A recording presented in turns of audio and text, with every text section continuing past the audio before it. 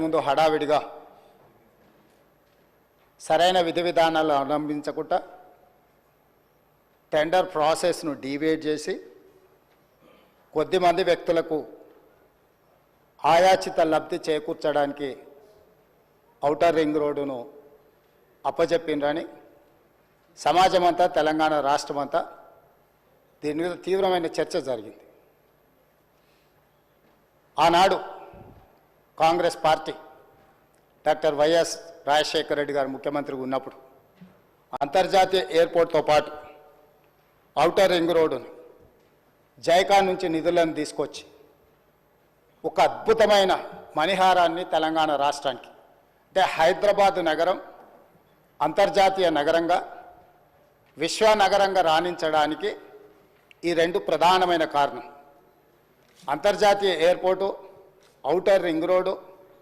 IT కంపెనీలు, pharma కంపెనీలు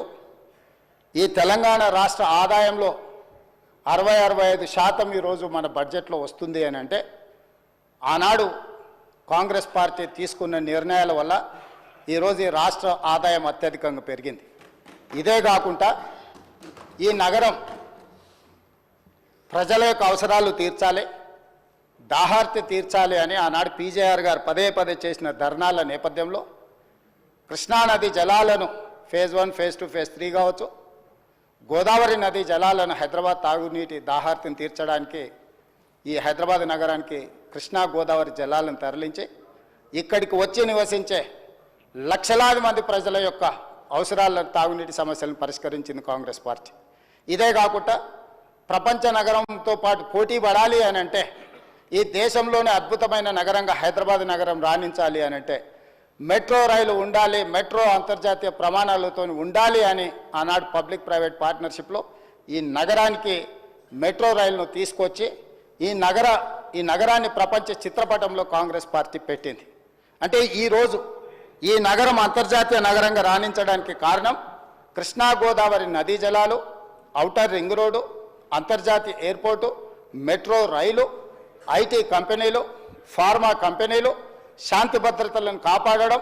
మత సామరస్యాన్ని పెంపొందించడం, ఇలాంటి ఎన్నో విధానపరమైన నిర్ణయాలు, కఠినమైన నిర్ణయాలు, రోజుకు 24 గంటలు నిరంతర విద్యుత్తు,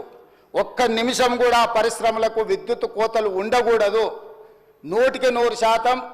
రోజుకు 24 గంటలు, సంవత్సరానికి 365 రోజులు విద్యుత్తు సరఫరాను నిరంతరాయంగా అందించినప్పుడే ఈ నగరానికి ప్రపంచ స్థాయి పెట్టుబడులు వచ్చి పరిశ్రమలు వచ్చి ఈ నగరం అభివృద్ధి చెందుతుంది. ఇక్కడ చదువుకుంటున్న యువకులు డాక్టర్లుగా, లాయర్లుగా, ఇంజనీర్లుగా ముఖ్యంగా రాణించాలి అని ఆనాడు ఎన్నో కాలేజీలతో పాటు ఆనాటి ప్రభుత్వం తెచ్చిన ఐఎస్బి కావచ్చు, IIIT కావచ్చు, ఐఐటీలు కావచ్చు, ఇట్లాంటి అంతర్జాతీయ విద్యా సంస్థల్ని తీసుకొచ్చి ఆ సంస్థల్ని పెంపొందించి ఒక క్రీడా స్ఫూర్తిని పెంపొందించాలని క్రీడా స్టేడియంలను కట్టడమే కాకుండా అంతర్జాతీయ స్థాయి క్రీడల్ని నిర్వహించడం ఈ హైదరాబాదు నగరంలో ఆనాడు ప్రభుత్వాలు తీసుకురావటంటే హైదరాబాదు నగరం రాణించింది. అందుకే ఈరోజు మనము 2 లక్షల పైచిలకు కోట్ల బడ్జెట్కు చేరినామంటే ప్రధానమైన ఆదాయం ఇదే. వీటితో పాటు జలయజ్ఞంలో భాగంగా తెలంగాణ రాష్ట్రం ఎడారిగా మారిపోతుంది. ఈ రాష్ట్రంలో సాగునీటిని మొత్తం ప్రతి ఎకరాకు అందించాలన్న ఒక లక్ష్యంతో జలయజ్ఞంలో భాగంగా కల్వకుర్తి కావచ్చు, భీమా కావచ్చు, నెట్టంపాడు కావచ్చు, కోయిల్ సాగర్ కావచ్చు, జూరాల పునరుద్ధరణ కావచ్చు, లేకపోతే RDS ప్రాజెక్టులు కావచ్చు, లేకపోతే శ్రీరామ్ సాగర్ కావచ్చు, శ్రీపాద ఎల్లంపల్లి కావచ్చు, ప్రాణహిత చేవెళ్ళ కావచ్చు, తుమ్మిడిహెట్టి దగ్గర ప్రాజెక్టు నిర్మించడం ద్వారా 38,000 కోట్ల రూపాయలతోని 16 లక్షల ఎకరాలకు నీళ్లు అందించాలి. చేవెళ్ళ ఎక్కడ ఆదిలాబాద్లో తుమ్మిడిహెట్టిలో మొదలుపెట్టిన గోదావరి జలాలను చేవెళ్ళ వరకు వికారాబాద్, తాండూరు, నా నియోజకవర్గం, మీ నియోజకవర్గమైన కొడంగల్, మన వికారాబాద్ వరకు తరలించాలని చేవెళ్ళ దగ్గర దాదాపుగా 1,000 కోట్ల రూపాయలు ఖర్చు పెట్టి ప్రాజెక్టులను చేపట్టారు. ఆనాడు మనతో పాటు ధర్నాల పాల్గొన్న దురదృష్టవశాత్తు అటుపోయినా చేవెళ్ళ ప్రాంతానికి, వికారాబాద్ ప్రాంతానికి, తాండూరుకు, కొడంగల్కు నీళ్లు తేవాలని ఆలోచన కూడా చేయలేదు. ఈ నేపథ్యంలో అద్భుతమైన నగరంగా తీర్చిదిద్ది ఔటర్ రింగ్ రోడ్డుని మనం అప్పు తెచ్చి మొత్తం పూర్తి Hyderabad growth corridor limited HGCL నేతృత్వంలో ఈ అద్భుతమైన ఆస్తిని, వేల లక్షల కోట్ల రూపాయల విలువైన ఆస్తిని 6,500 కోట్ల రూపాయల అప్పు తీసుకొచ్చి నిర్మించి అప్పు పూర్తి చేసి డెట్ ఫ్రీ చేసినాం అధ్యక్ష. డెట్ ఫ్రీ చేసిన ఔటర్ రింగ్ రోడ్డుని అప్పనంగా ఆయాచితంగా అమ్ముకొని ఎన్నికల ముందు హడావిడిగా వాళ్ళకి క్లియర్గా తెలుసు ప్రజలు తిరస్కరించారు, ప్రజలు ఓడించబోతున్నారు, ప్రజలు పెట్టబోతున్నారు అని తెలిసి ఉన్నదల్లా తెగ నమ్ముకొని దేశం విడిచి పారిపోవాలన్న ఆలోచనతోనే ఔటర్ రింగ్ రోడ్డుని అమ్ముకున్నారు. అయితే ఈరోజు మాజీ ఆర్థిక శాఖ మంత్రి, ఎందుకంటే వారు ఆర్థిక శాఖ మంత్రిగా ఉన్నప్పుడే అది అమ్మిండ్రు,